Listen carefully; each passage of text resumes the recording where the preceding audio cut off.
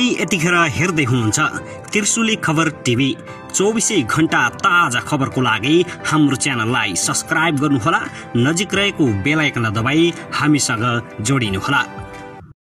राष्ट्रिय सभाको निर्वाचनमा निकै ठूलो हार बेहोरेका एमाले अध्यक्ष केपी शर्मा ओली भए फायर सक्छौ भने आगामी निर्वाचनमा देखाउ जितेर।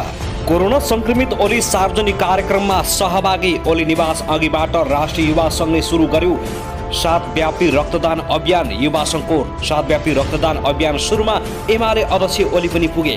राष्ट्रिय सभा निर्वाचनमा विजयी भएका सबै सदस्यलाई माओवादी केन्द्रका अध्यक्ष प्रचण्ड, प्रधानमन्त्री देउबा र माधव कुमार नेपालले दिए हार्दिक बधाई। आगामी निर्वाचनमा एमालेलाई धुलो चटाउने सहमति। हिजोको निर्वाचन गठबन्धनको अन्तिम उत्सव। अब हुने चुनावमा नेकपा एमाले जित्छ। विष्णु रिमाल। नेकपा एमाले राष्ट्रिय सभा निर्वाचनको सन्देश। गठबन्धनसँग चुनावमा भिडे सङ्कट। निकै भाग्यमानी रहेछ नेकपा एमाले। क्लिन स्विप हुनबाट जोगियो सबैभन्दा ठूलो दल पनि नेकपा एमाले।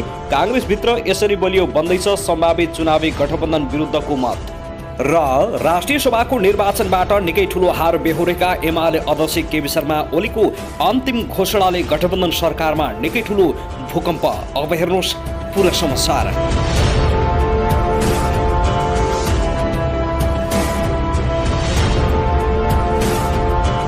दर्शकबिन नमस्कार, तपाईहरुलाई हार्दिक स्वागत छ हाम्रो च्यानल त्रिशुली खबर टिभीमा। यदि हाम्रो च्यानललाई अहिलेसम्म सब्स्क्राइब गर्नु भएको छैन भने सब्स्क्राइब गरी नजिक रहेको बेल आइकन दबाई हामीसँग जोडिनुहोला। दर्शकबिन फेरि पनि हामी तपाईहरु माझ निकै महत्त्वपूर्ण खबरका साथ उपस्थित भइसकेका छौं। यो भिडियोलाई अन्तिमसम्म हेरी हामी साथ दिनुहोला। दर्शकबिन हाम्रो मेहनतको लागि एउटा सानो लाइक गर्न भनी नभुल्नुहोला।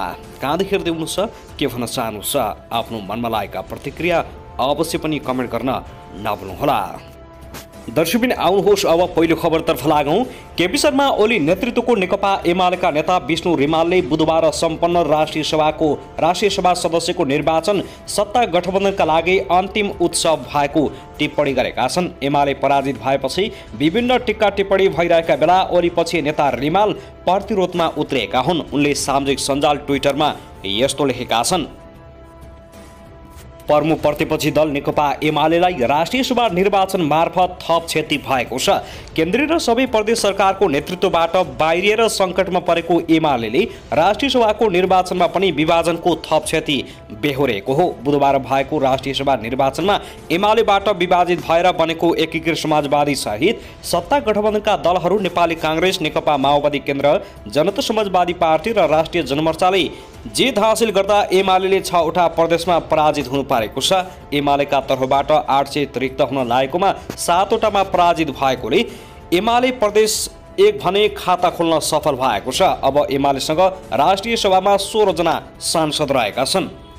23 जना सदस्यबाट नेकपा एमाले 16 मा खुम्चिएको छ।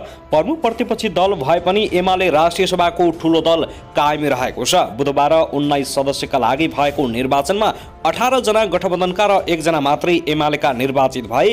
20 जना सदस्यको फागुन 21 मा पद रिक्त हुँदैछ, जसमा 1 जना विज्ञ सदस्य सरकारको सिफारिसमा राष्ट्रपति विद्यादेवी भण्डारीले मनोनित गर्ने भएकी छिन्। विज्ञ सदस्यका रूपमा रहेका रामनारायण बिडारीको पद रिक्त हुन लागेको हो।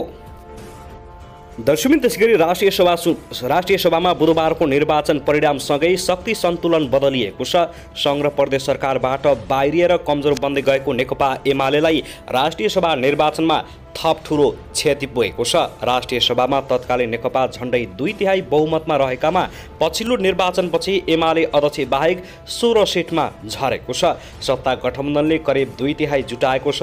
प्रतिनिधि सभामा यसअघि नै सत्ता गठबन्धनको बहुमत कायमी रहेको छ। राष्ट्रिय सभा सदस्य मध्ये एमालेका 8, काङ्ग्रेसका 3, एकीकृत समाजवादीका र माओवादी केन्द्रका 4 र मनोनित 1 जनाको अवधि फागुन 20 मा सकिँदैछ। रिक्त हुने मनोनित बाहेक 19 सदस्यका लागि बुधबार गरिएको निर्वाचनमा नेकपा एमाले सबै सिटमा उम्मेदवार उठाएको थियो। मध्य प्रदेशमा एमाले उम्मेदवारी दर्तापछि लोकतान्त्रिक समाजवादी पार्टीसँग गठबन्धन बनाएको थियो। एमाले प्रदेश 1 बाट मात्र 1 सिट जोगाएको छ।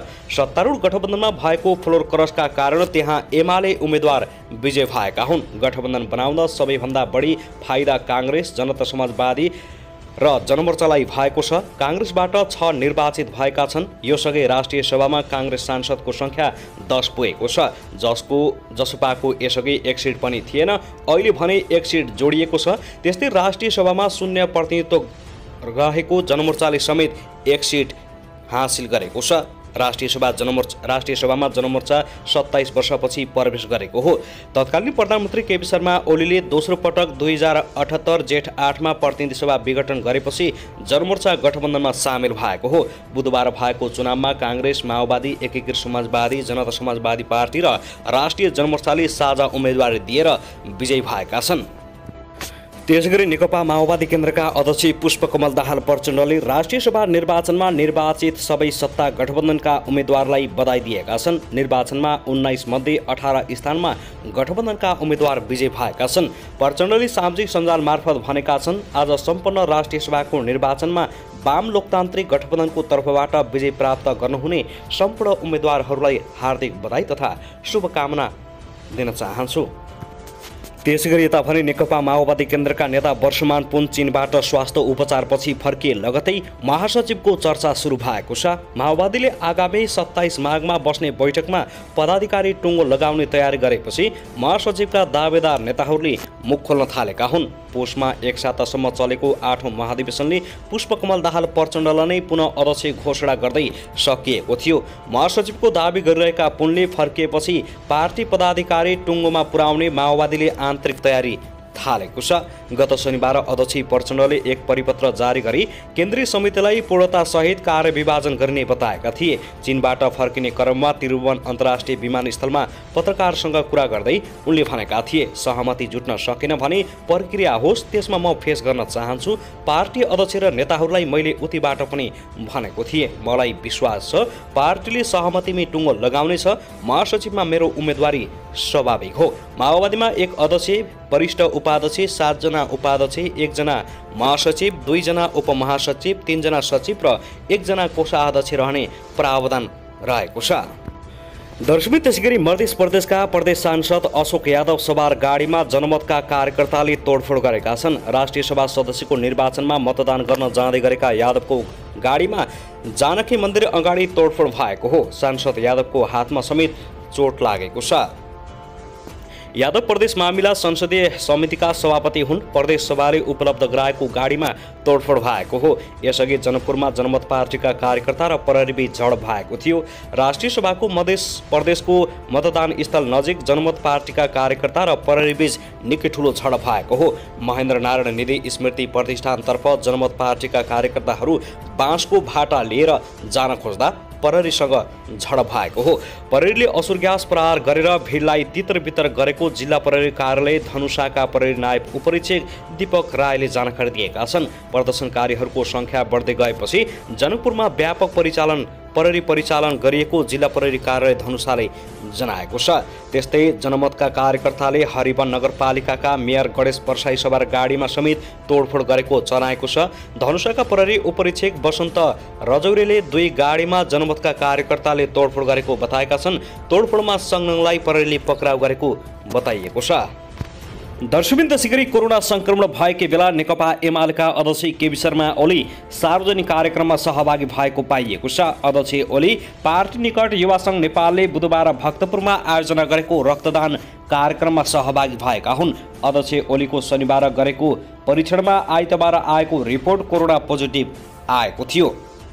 युवा सङ्घ नेपालका इन्चार्ज महेश बस्नेतले ओमिक्रोनका बिरामीलाई रगत अभाव हुन नदिन बालकोटबाट सुरु गरिएको रक्तदान कार्यक्रममा हौसला प्रदान गर्न एमाले अध्यक्ष केपी शर्मा ओली दूरी कायम गरेर उपस्थित भएको बताएका छन्। ओमिक्रोनका बिरामीलाई रगत अभाव हुन नदिन हामीले बुधबार सप्ताहव्यापी रक्तदानको शुभारम्भ गरेका हौँ।